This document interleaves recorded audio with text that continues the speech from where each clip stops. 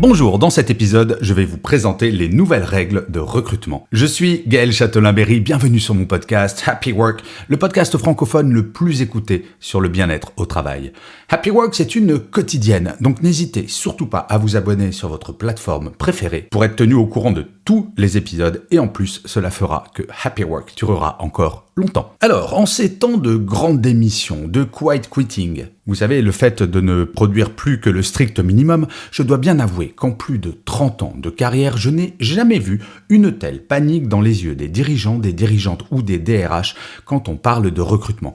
Oui, une statistique est sortie, plus de 70% des secteurs d'activité français ont des problèmes pour recruter. Alors, comme je l'expliquais dans l'épisode 577 de Happy Work, la grande démission et le quiet quitting ne sont pas forcément de mauvaises nouvelles. Cela veut juste dire, eh oui, le chômage de masse est peut-être derrière nous, en tout cas pour un nombre grandissant de catégories socio-professionnelles et de métiers. Loin de moi l'idée de dire que le problème du chômage est réglé. Mais sur les secteurs en tension, s'il est difficile de recruter, c'est que le nombre de candidats prêts à dire oui à un recruteur est de plus en plus rare. Et c'est bien connu, tout ce qui est rare est précieux. Alors, face à cette réalité, il y a plusieurs attitudes à adopter. La première, cela pourrait être de ne rien faire, de se dire « ça va passer, finalement le chômage de masse va revenir et puis on va revenir aux bonnes vieilles méthodes d'avant ».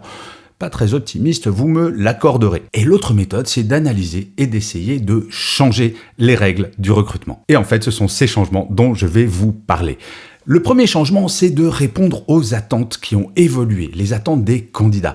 Et oui, à mon époque, quand je commençais à travailler, ou même il y a quelques années, il ne me serait jamais venu à l'idée, très honnêtement, de parler de RSE, d'égalité femmes-hommes et de politique d'égalité femmes-hommes, d'accords de télétravail, d'implication écologique de l'entreprise, d'inclusion, de poser des questions sur le sens que l'entreprise donne à son action. Toutes ces questions qui nous semblent aujourd'hui évidentes, eh bien effectivement, les recruteurs qui font plutôt partie de ma génération, souvent, ne se les posaient pas quand eux-mêmes étaient en phase de recrutement. Eh bien, il y a quelques jours, je parlais à des recruteurs qui m'expliquaient qu'il n'y avait plus un entretien de recrutement où les candidats ne posaient pas ces questions, toutes ou parties. Eh bien, il faut avoir des réponses. Imaginez que sans une politique d'inclusion ou sans RSE ou sans pouvoir répondre au sens, un candidat va dire « oui, pas de problème, je viens », c'est se leurrer, comme les entreprises qui ont des accords de télétravail ridicules, voire inexistants. Ce n'est plus possible de recruter si nous ne sommes pas capables de répondre à l'ensemble de ces questions et peut-être parfois de dire non, sur ce sujet, nous ne sommes pas encore prêts, mais par contre, nous sommes en train de réfléchir à la question et si vous voulez participer à la réflexion, vous serez bien entendu les bienvenus. Et ça, c'est le deuxième point, c'est bien faire comprendre aux candidats qu'ils feront partie du projet dans l'entreprise. La libération de la parole, c'est quelque chose d'essentiel et de très recherché par les candidats.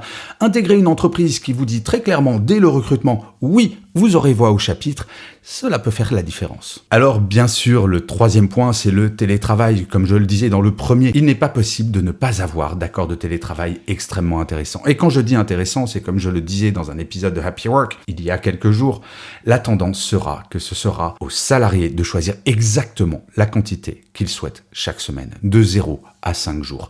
La tendance, nous la voyons arriver. Et les entreprises qui veulent réagir face aux problématiques de recrutement devront changer cela. Et surtout, il y aura une prime aux entreprises qui vont se lancer là-dedans, qui vont se lancer par exemple également dans la semaine de 4 jours. Cela sera différenciant et ce n'est pas que pour l'image employeur, ce sera une réalité quotidienne pour les salariés, ce qui permettra à ces entreprises peut-être d'attirer les meilleurs talents au nez et à la barbe de leurs concurrents. Et enfin, ce n'est pas le point le moins important, il faut former les managers au recrutement.